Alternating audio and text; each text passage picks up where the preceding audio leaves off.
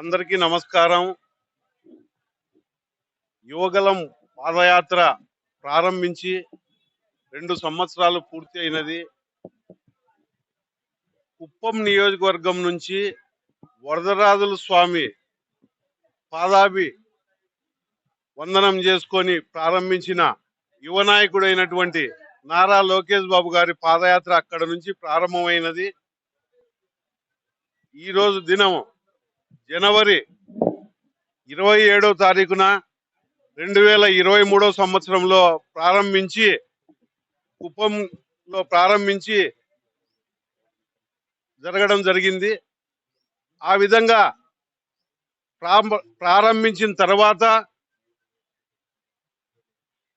చిత్తూరు జిల్లాలోనే ఉమ్మడి చిత్తూరు జిల్లాలో 26 రోజులు పాదయాత్ర జరిగితే అందులో 25 కేసులు అప్పటి జగన్మోహన్ రెడ్డి వైసీపీ ప్రభుత్వం ఈ పాదయాత్ర యువగల బృందం మీద పెట్టడం జరిగింది. అందులో నారా లోకేష్ బాబు గారి పైన కూడా 3 కేసులు పెట్టడం జరిగింది.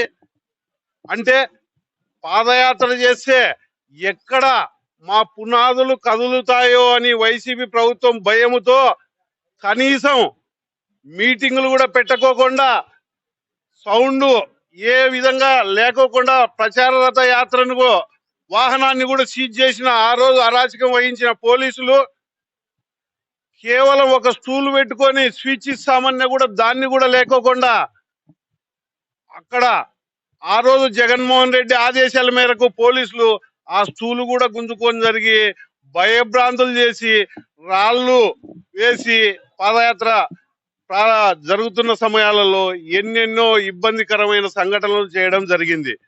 ఆ విధంగా ఎన్ని సమస్యలు వచ్చినా అధిగమించి యువ నాయకుడు నారా లోకేష్ బాబు గారు యువగలం ముందుకు కొనసాగుతూ వచ్చేస్తే ప్రారంభించిన రోజు నుంచి చిత్తూరు జిల్లా దాటేలోపు 108 నియోజకవర్గాలకు సంబంధించిన ఎమ్మెల్సీ ఎలక్షన్లు జరిగితే అందులో 3 ఎమ్మెల్సీ స్థానాలు క్లీన్ స్వీప్ చేసి తెలుగుదేశం పార్టీ కైవసం చేసుకోవడం జరిగింది. అక్కడ నుంచి ఇంకా మరింత ఊపుగా ప్రజలలోనూ యువతలోనూ ఒక ఊపు రావడంతో మరింత ఉద్ధృతంగా జరగడం జరిగింది. ఏ కేసులు ఏమి అడ్డు చెప్పలేని పరిస్థితికి వచ్చారు, చేతులు ఎత్తేశారు. ఇంకా వైసీపీ ఎక్కడ గత చంద్రబాబు నాయుడు ముఖ్యమంత్రిగా ఉన్నప్పుడు ఈ రాష్ట్రంలో చేసిన అభివృద్ధి కార్యక్రమాలను లోకేష్ బాబు గారు సెల్ఫీ తీసుకొని ఆయన ప్రజలకు చూపించడం జరిగింది. మా ప్రభుత్వంలో ఈ అభివృద్ధి జరిగింది చూడండి, ఈ ప్రభుత్వంలో ఈ ఎమ్మెల్యే గారు ఇది ఏమేమి అరాచకాలు చేశారని వాళ్ళను ఎండగట్టడం కూడా జరిగింది.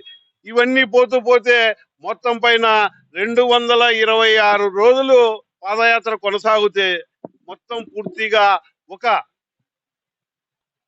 చంద్రబాబు నాయుడు గారు అరెస్ట్ అయినప్పుడు, అదే విధంగా తారకరత్న గారు చనిపోయినప్పుడు తప్ప నిలుపుదల చేయడము, ఇంకా ఏ ఒక్క రోజు జగన్మోహన్ రెడ్డి మాదిరి వీక్లీ హాలిడేస్ శనివారం ఆదివారము వీక్లీ హాలిడేస్ పెట్టుకొని ఆయన ఒక వినోదానికి పోయినట్లు పాదయాత్ర చేశాడు. కానీ ప్రజల కష్టాలు తెలుసుకుంటూ, యువత కష్టాలు తెలుసుకుంటూ ఈ రాష్ట్రాన్ని అభివృద్ధి పదంలో నడపాలంటే ఏమి చేయాలని నారా లోకేష్ బాబు గారు అన్ని విధాలా ఆలోచించి ముందుకు పోవడం జరిగింది. అలా పోతే ఈ పాదయాత్రలో 77 బహిరంగ సభలు పెట్టడం జరిగింది. 155 ముఖాముఖి సభలు పెట్టుకోవడం జరిగింది. ఇలా చెప్పుకుంటూ పోతే ఆయన ఈ రాష్ట్రాన్ని, ఈ తెలుగుదేశం పార్టీని ఒక పాదయాత్ర జరిగినప్పుడు ముందు ఎలాగుండేదో ఆయన చేసిన తర్వాత యువతంతా బయటికి రావడం, ఈ రాష్ట్ర భవిష్యత్తు కోసం మనం ఏర్పాటు చేసుకోవాలనే ఉద్దేశంతో యువత 5 ఏళ్లలో ఆ రోజుల్లో ఏమీ చేయలేని పరిస్థితి, ఉద్యోగాలు కల్పన లేక నారా లోకేష్ బాబు గారి నమ్మకం చంద్రబాబు నాయుడు గారు ముఖ్యమంత్రి అయితే మన రాష్ట్ర అభివృద్ధి అవుతుందనే ఉద్దేశంతో ముందుకు వచ్చారు.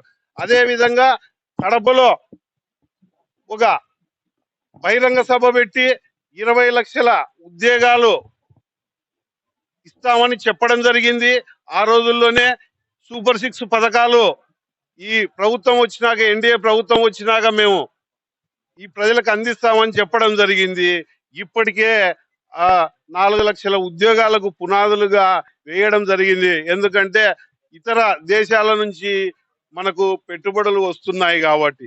ఈ విధంగా చెప్పుకుంటూ పోతే నారా లోకేష్ బాబు గారు చేసిన ఈ పాదయాత్రే తెలుగుదేశానికి ఒక హార్ట్, గుండె లాంటిదిగా పార్టీ రావడానికైతేమి, యువత వాళ్ళ మనసులు పొందడానికి ఇవన్నీ జరగడం చాలా తెలుగుదేశం పార్టీకి ఎప్పుడు మర్చిపోలేని ఈ రోజు ఆయనకు ప్రత్యేకంగా ధన్యవాదాలు తెలియజేసుకుంటూ ఉన్నాము.